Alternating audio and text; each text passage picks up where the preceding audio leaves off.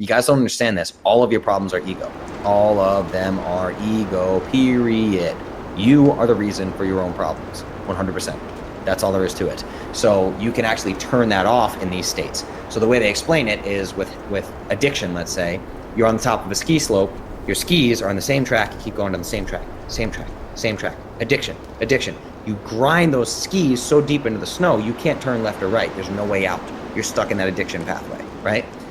Psychedelics come along, and it's as if they lay a fresh coat of powder across the whole mountain. Now you can twist, turn, go down different slopes. You can go anywhere you want, do anything that you want to do. Just kind of hit the hard reset button, right?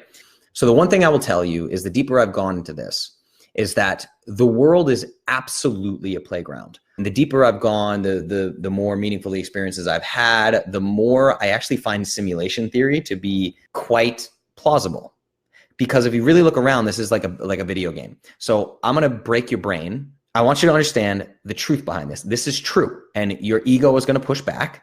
And your ego is going to say, no, Justin's crazy. And then you're going to stop and think about it. Or you're going to lay in bed tonight and you're going to think about it. And you're going to go, oh my God, right? So this is what I'm going to dump on you.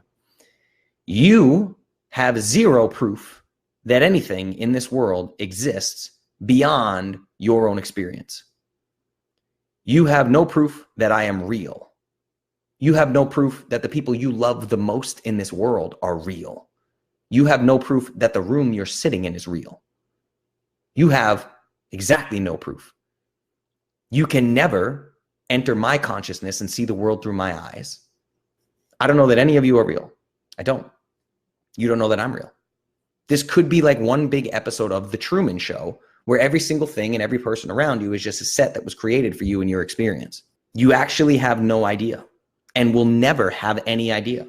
And you could claim, I'll know in the afterlife when I go to the heaven that I believe in. You don't know. You don't know. You can tell me that you know. You can say, no, I know with 100% certainty. That would actually make you a liar because nobody knows. Sorry to burst your bubble in that, right? But I'm telling you, there's just, you have no proof. You just know the world through your own experience. So how do we know that the world is not a playground, right? So what I mean by this is, and I had a very good friend say this to me and absolutely blew my mind. Now, he said this to me when I was in a particularly dark place in an experience with these medicines, we'll say, that went quite dark, okay? So it was a really, really big thing, and I was glad he was there for me. And he said, this is a quote, I actually wrote it down. He said, you paint your reality. Your consciousness is the lens through which you view reality, and your thoughts, your words, and your action are the paintbrush that create that reality.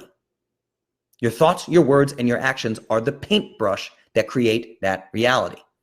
Now, let's take that quote from a friend of mine and then another quote from Tony Robbins. All suffering begins with a focus on the self. Everyone is self-absorbed. It's completely self-absorbed. Suffering. Why me? Why me? Why is everything so hard? Everybody runs around in life in fear. And the things that you are in fear of are not things that actually happened to you. They're things that society told you to fear. You need to save money or you'll be poor. You need to pay off credit card debt and have no interest or you'll be poor. You need to do X, Y, Z or you'll be poor. You need to work a certain number of hours a week and you need to do this because it's expected of you and blah, blah, blah. Fear, shame, guilt, fear, shame. Fear about things that you've never experienced. Things you don't even know are real. Think about that for a second. You're afraid of stuff mostly that you've never experienced.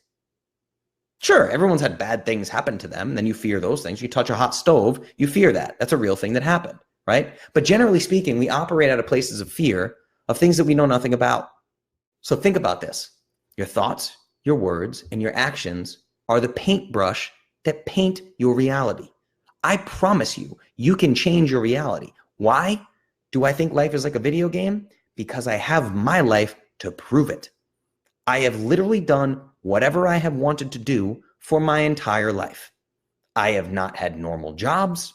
I have not done any of the things that normal people tell me to do. I usually reject all of it and things just keep working out.